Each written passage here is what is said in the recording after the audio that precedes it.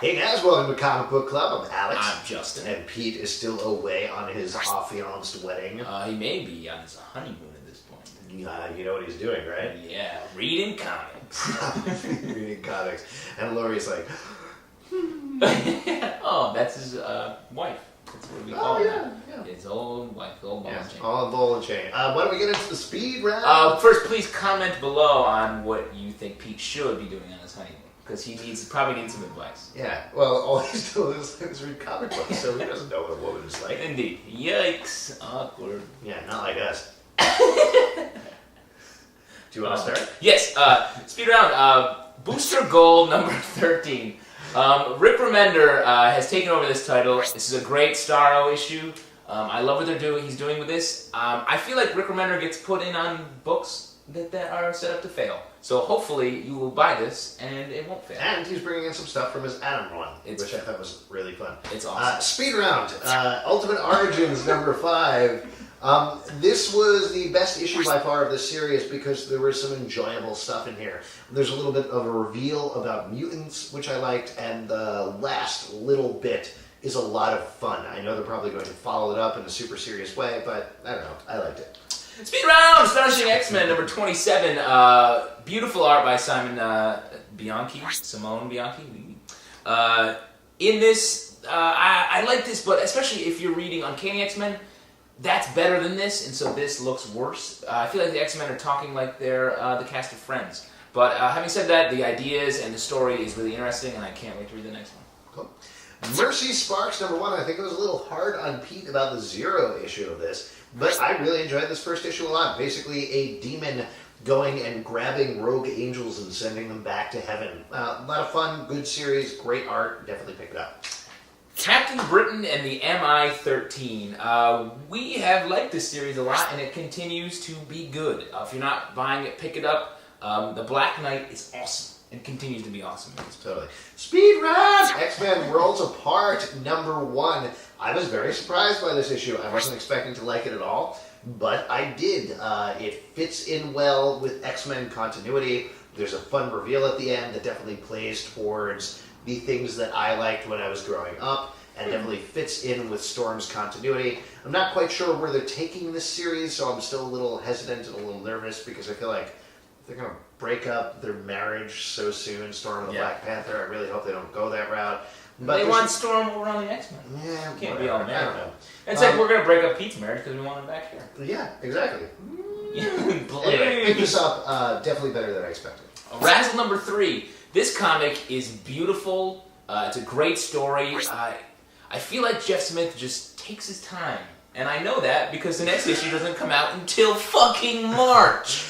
Oh, okay, I know we're doing speed round, but that last page, every single issue of this is killing me. Because I'm like, wow, this is great. I'm really... 5 months? Yeah. 5 more months? Plus, the worst thing is it's such a fast read, and it's so good. It builds up to the end of the issue, and then you're like, but buy it, it's great. Don't wait for the trade, you'll be like 40 years old.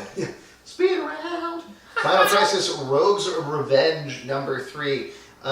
Johns Collins on Flash, great. Can't wait for Flash Rebirth. I think that's going to be really excellent. This feels like a little bit of a lead up to that, and I'm not quite sure where they leave some of the characters. Knowing Johns, he's definitely going to follow up on it. He's got a plan in a lot of his stuff. Yeah, forever plan. So I'm not too worried about that, but this feels like a little bit more lead up into Final Crisis and lead up into Flash Rebirth more than anything else. That being said, great art, great writing to pick it up.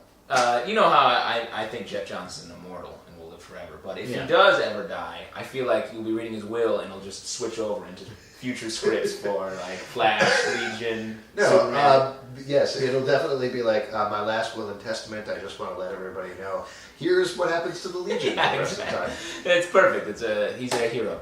Hulk number 7. Now, we do very little on this show, but slam on the Hulk. Yes, this is a preview, by the way. Yes, it's coming out in the future. This issue is, I kind of like it a little bit. Really? Yeah, it's a weird... that's the first issue you liked? Yes. And I thought it was ludicrous. Yeah, it is quite ludicrous. The art is fantastic by Arthur Adams and Frank Cho. We get to see, this is a mild spoiler, but like Jeff Loeb reintroduces Joe Fixit in kind of a way where you're like, oh man, you ruined the possible Grey Hulk coming back at any time in the future. But the second story featuring She-Hulk trying to get revenge, calling a girl, I liked it. I liked the second story straight up. It's funny.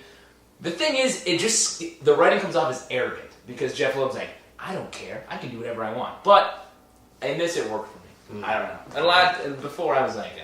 But wow, interesting. Last thing we're going to talk about, Young X-Men number 7. This is like a new start to the series for me. I really enjoyed this issue a lot. This is, I think, the first issue of the series that I wholeheartedly, fully enjoyed. It's really fun, well written, good characters, great reveals in the issue, really nice, make a lot of sense with the characters. It certainly builds on the issues before.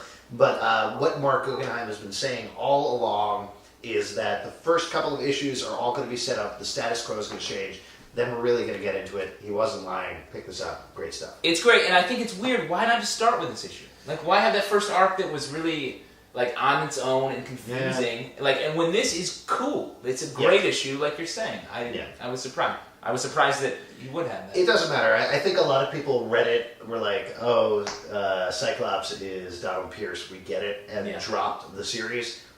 Great chance to get back on board. Yeah, definitely. Pick it up. Cool. Good. So that's the speed round for you guys. If you have a question, you can write us at thecomicbookclub@yahoo.com. Please comment below. You can subscribe. You can check out our blog at popcultureshock.com/cbclub. Remember, tell us what Pete should be doing on the honeymoon. He doesn't know. He needs your help. He's going to be checking the comments every 10 minutes because he doesn't know what to do. And obviously the show's been a little choppy because Pete is away, but we are going to be back in full force towards the end of the week with new shows every single day. Thank you, and good night. Also, we have a live show every Tuesday at 8 p.m. in New York City. So, goodbye.